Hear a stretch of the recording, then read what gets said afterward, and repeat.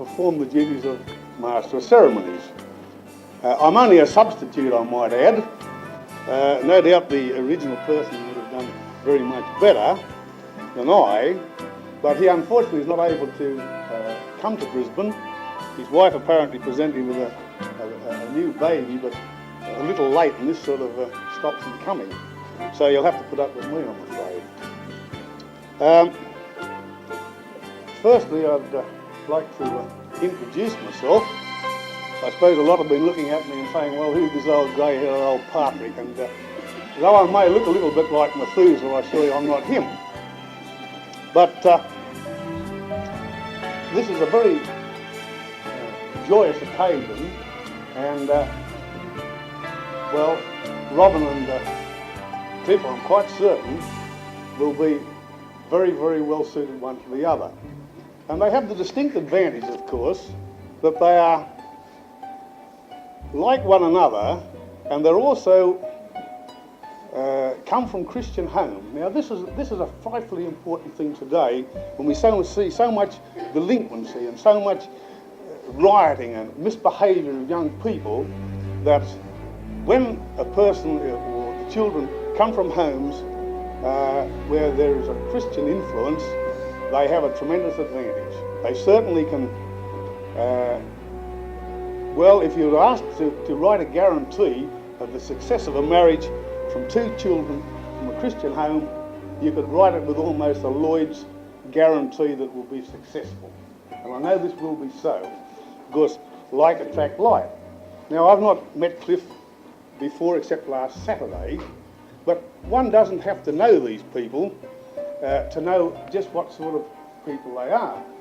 Because, as I just mentioned, like attract like, and knowing Robin to be a particularly nice and well brought up girl under the influence of her father and mother, she couldn't but attract somebody who was of her kind.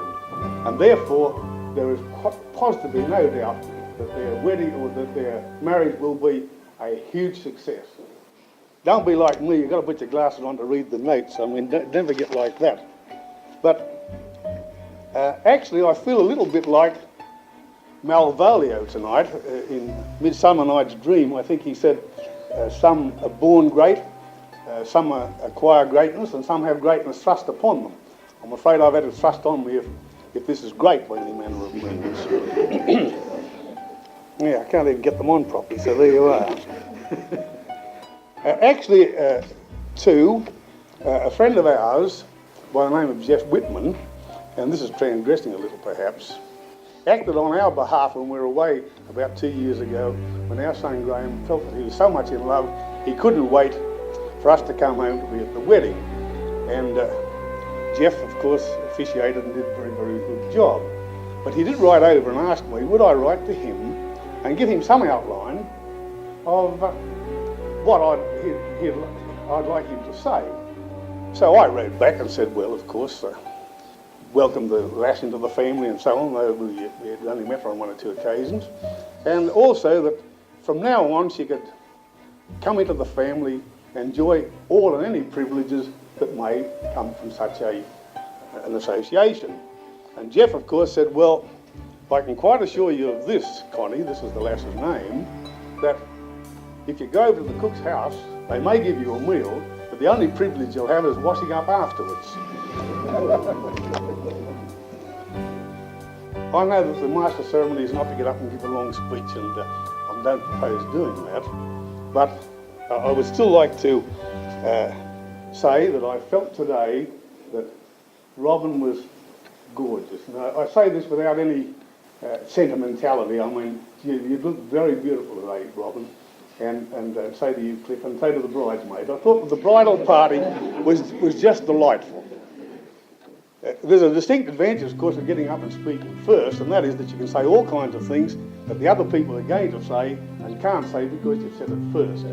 So, with these few remarks, I'll proceed to sit down and call on, I hope I don't get my feet or my foots mixed. I think there are 2 foots, father and son, and I'll call on the Reverend Clifford to propose the toast to the bride and groom.